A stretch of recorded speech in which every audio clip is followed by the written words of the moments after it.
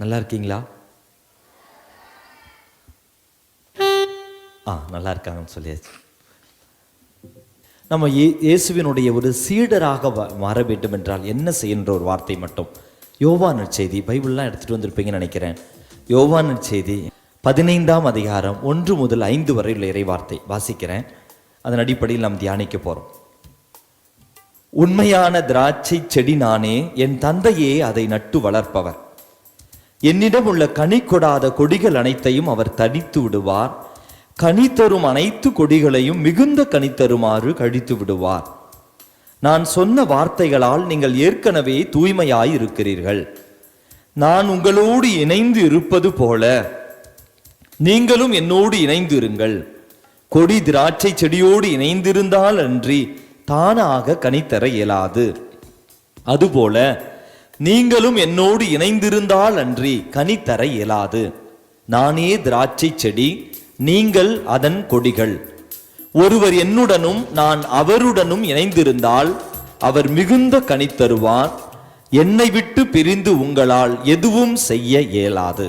Price the Lord. ஒரு 5 வசனம், அதுல மிக குறிப்பா ஒரு 2-3 வசனம் மட்டும். யோவான் நற்செய்தி 15ஆம் அதிகாரத்துல 4, 3, 4, 5 இந்த வாசித்த பகுதியில் உங்களுக்கு பிடிச்ச வசனம் என்ன சொல்லுங்க பார்க்கலாம். இன்னொரு முறை வாசிக்கிறேன் பாருங்க. வசனம் 4, 5 வாசிக்கிறேன். நான் உங்களோடு இணைந்திருப்பது போல நீங்களும் என்னோடு இணைந்திருங்கள். கொடி திராட்சை செடியோடு இணைந்திருந்தால் அன்றி தானாக கனித்தர இயலாது. அதுபோல நீங்களும் என்னோடு இணைந்திருந்தால் அன்றி கனித்தர இயலாது. நானே திராட்சை செடி, நீங்கள் அதன் கொடிகள். ஒருவர் என்னுடனும் நான் அவருடனும் இணைந்திருந்தால் அவர் மிகுந்த கனி தருவார். என்னை விட்டு பிரிந்து உங்களால் ஒன்றும் செய்ய இயலாது. இதான் வசனம். இதுல உங்களுக்கு பிடிச்ச பகுதி என்னது? நம்ம ஆண்டவரோடு இணைந்திருந்தால் மிகுந்த கனி தருவோம். அடுத்து என்னை விட்டு பிரிந்து, யாரோ எங்கப்பா சத்தம் மட்டும் கேட்குது மலையில. என்னை விட்டு பிரிந்து உங்களால் ஒன்றும் செய்ய முடியாது. அடுத்து ஆண்டவர் சொல்ற ஒரு வார்த்தை, இன்றைய நாளில் இறைவன் நமக்கு தர வார்த்தை இது. இன்னொரு வார்த்தை என்ன சொல்றாரு? நான் திராட்சை செடி, நீங்கள் கனிகளா? கொடிகள். செடிக்கும் கொடிக்கு என்ன வித்தியாசம்? கொடியில தான் கொடி படர்ந்து மேல வரும். செடி ஒரே செடி, திராட்சை செடி தான், அதுக்கு கொடிகள் இருக்குமா? திராட்சை செடி நம்ம ஊர்ல இருக்கா? எங்கடா இருக்கு? யார் வீட்டுல? அவர் வீட்டுல இருக்கான் திராட்சை செடி. அப்ப செடி பெருசா இருக்கும், கொடிகள் தான் படர்ந்து இருக்கும். ஆண்டவர் என்ன சொல்றாரு? நான் திராட்சை செடி, நீங்கள். இந்த செடியில திராட்சை வருமா, கொடிகள்ல திராட்சை காய்க்குமா? தெரியுதோ இல்லையோ, பதில் மட்டும் கரெக்டா. நீங்க இருக்கிறதுனால தான் தப்பிச்சோம். கொடிகள்ல தான். ஆனால் செடி இல்லாம கொடி மட்டும் இருந்த ஆசீர்வாதமா? கனிகள் கிடைக்குமா? ஆண்டவர் சொல்றாரு, இங்க பாரு, கொடியில தான் கனி இருக்குது. ஆனா நீ என்னை விட்டுட்டு நீ கொடி தனியா இருக்கலாம்னு நினைச்சேன்னு வையே, காஞ்சி போயிருவ. நம்மள என்ன தெரியுமா வச்சு கடவுளை தேடி தேடி வரோம். ஆசீர்வாதம் கிடைச்ச உடனே ஆசீர்வாதத்தை தேடி போயிடுறோம். மிஸ்டர் ஆசீர்வாதத்தை பத்தி பேசல.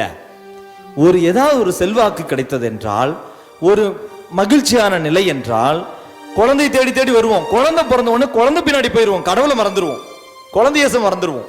Price the Lord. கடவுளை தேடி தேடி வரோம். கடவுள்கிட்ட அவர் ஆசீர்வாதத்தை தேடுறோம். கடவுளுடைய அருள் கிடைத்தால் அருளுக்கு பின்னாடி போயிடுறோம், கடவுளை மறந்துடுறோம். Praise the lord. ஹல்லேலூயா. அப்ப அன்புக்குரியவர்களே, ஆண்டவர் சொல்றார், இன்னைக்கு செடியோடு சேர்ந்திராத கொடி ஆசீர்வாதம் இல்ல. தனியா கொடியா இருந்த நீ, உனக்கு ஒண்ணும் இல்ல.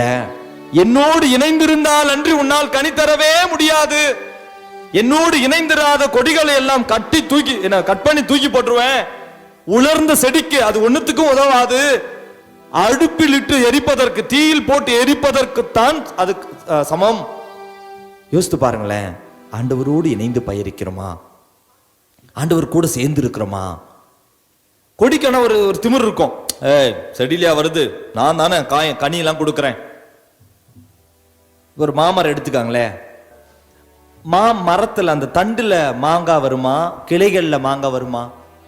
கிளையிலிருந்து இலைகள், அதிலிருந்து பூ பூத்து காய் காய்த்து நல்ல கனி. அப்ப இந்த கிளைகளுக்கெல்லாம் ஒரு என்ன தெரியுமா மனசுல, என்ன பெரிய தண்டு, நான் தானே பழம் கொடுக்குறேன் அப்படின்னு சொல்லி இந்த கிளை தனியா போச்சுன்னா அடுத்த வருஷம் அதுல மாம்பழம் கிடைக்குமா? அடுப்புக்கு மட்டும் விறகா வைக்கலாம். நம்ம எல்லாம் கிளைகளாக இருக்கிறோம், நம்ம எல்லாம் கொடிகளை போல இருக்கிறோம். இளையங்கனியில் என்ன ஃபேமஸ்? விவசாயத்தில் என்ன விவசாயம் ஃபேமஸ்? கரும்பு ஃபேமஸ். கரும்பு தண்டிலேயே கொடுக்குது, அதனால தான் நீங்கள் தண்டாவே இருந்துட்டு போயிடலான்னு பார்க்குறீங்க. கரும்பு, அப்புறம் எள்ளு. எள்ளுவாய எந்த எள்ளுப்பா? எள்ளு. எள்ளு ஃபேமஸ். அடுத்து நெல்லும் ஃபேமஸ். நீங்கள் சொல்கிறதெல்லாம் தண்டிலேயே வருதேப்பா, அதனால் நாங்கள் தனியாகவே இருந்தனால ஆசைப்படுறீங்களா? அன்புக்குரியவர்களே, இறைவனோடு சேர்ந்திராமல் நம் வாழ்வில் ஆசீர்வாதங்கள் இல்லை. இறைவனோடு சேர்ந்திருந்தால் வேற எந்த ஆசீர்வாதம் கிடைக்கலனாலும் அதுவே ஆண்டவர் கூட இருக்கிறதே பெரிய பா. யாரோ சொல்றாங்க அந்த பக்கம் இருந்து. Price the Lord. அப்ப அன்புக்குரியவர்களே, கடவுள் கூட இருந்தார்னா வேற எது கிடைச்சாலும் கிடைக்கலனாலும் சந்தோஷம். என்னை விட்டு பிரிந்து உங்களால் ஒன்றும் செய்ய முடியாது. இந்த மாலை பொழுதுல இந்த நேரத்தில் மனசுல குறிச்சு வைக்க வேண்டிய ஒரே ஒரு சிந்தனை, ஆண்டவர் இல்லைன்னா நான் ஒண்ணுமே இல்லை. ஆண்டவர் இல்லைன்னா நான் ஒண்ணுமே இல்லை. ஆண்டவர் இருந்தா எனக்கு எல்லாம் இருக்கு. அப்பா கூட இருந்தார்னா நானும் பெரிய. அதான் ஆவியானவரால் இயக்கப்படுகிறவர்களே கடவுளின் மக்கள். கடவுள் கூட இருந்தார்னா நான் எல்லாம், நான் தான் கடவுளுடைய மகள். 1 யோவான் 3:1 ஒரு வசனம் இருக்கு, பிள்ளைகளே நம் தந்தை நம் மீது எத்துணை அன்பு கொண்டுள்ளார் என்று பாருங்கள். அப்பா சொல்றார், நம் தந்தை நம் மீது எத்துணை அன்பு கொண்டுள்ளார் என்று பாருங்கள். நாம் கடவுளின் மக்கள் என அழைக்கப்படுகிறோம், கடவுளின் மக்களாகவே இருக்கிறோம். அப்பா நம்மளை அவ்வளவுக்கு அன்பு செய்யறாராம். அந்த அப்பாவை விட்டு பிரிஞ்சிட்டு போறதுதாங்க ஊதாரித்தனம். அவன் தானே ஊதாரி மைந்தன்.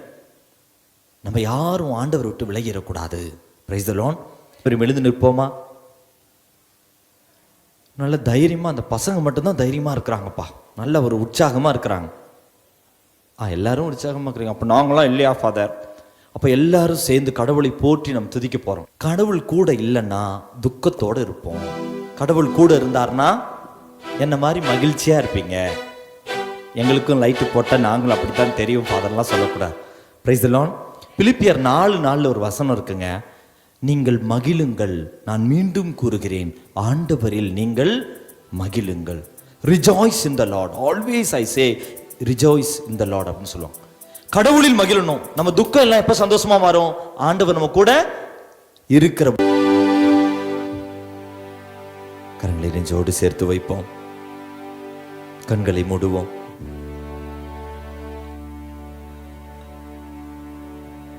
அவரை தேடி ஓடி வந்தவர்கள் யாரும் வெறும் கையராய் அவர் அனுப்பவில்லை. ஆண்டவரை தேடி பல நிலைகளில் மக்கள் கடந்து வந்தார்கள். இயேசுவை 3 விதத்தில் உள்ள மக்கள் அவர் பின்னால் கடந்து சென்றதாக நற்செய்தியில் வாசிக்கிறோம். 1, திருத்தூதர்கள், இயேசுவோடு பயணித்தவர்கள், சொல்வதற்கேற்ப வாழ முயற்சி செய்தவர்கள்.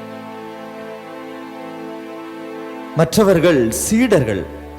திருத்தூதர்கள் அடுத்தபடியாக சீடர்கள். நிறைய இயேசுவுக்கு சீடர்கள் இருந்தார்கள். இயேசு சொல்வதை எல்லாம் செய்தார்கள். இயேசுவை எல்லா இடத்திலும் அவர் சொல்வதற்கேற்ப அவர் பின்னால் நடந்தவர்கள் சீடர்கள். 3வது பெருந்திரளானவர்கள் மக்கள் கூட்டம். வெறுமனே அவர் செய்கின்ற அற்புதங்களை மட்டும் பார்க்க வந்தார்கள். ஆனால் இயேசுவை பின்பற்றவோ, இயேசு சொல்வதை கேட்கவோ, அதன்படி வாழவோ விரும்பாத ஒரு பெருந்திரளான மக்கள் கூட்டம். அன்பு பிள்ளையே, இந்த நாளிலே இந்த மலையிலே இயேசு உன்னை அழைத்து வந்தது வெறும் எத்தனையோ பேர் நிறைய மக்களில் ஒருவராக அல்ல, மாறாக இயேசுவினுடைய ஒரு சீடராக, சீடத்தியாக மாற இயேசு நம்மை அழைத்து வந்திருக்கிறார். திருத்தண்டரை போல இயேசுவை பின்பற்ற அவர் நம்மை அழைக்கிறார். வரம் கேட்போம். இயேசுவே, ஏதோ பிற மக்கள் உம்மை தெரியாதவர்கள் உம்மை பின்பற்றும் வண்ணமாக பின்பற்றாமல் என்றும் உமக்கு பிரியமான மகனாக மகளாக உம்மை பின்பற்ற வரம் தாரும் என்று சொல்லி ஜெபிப்போம். Praise the Lord. Hallelujah. Hallelujah. Hallelujah.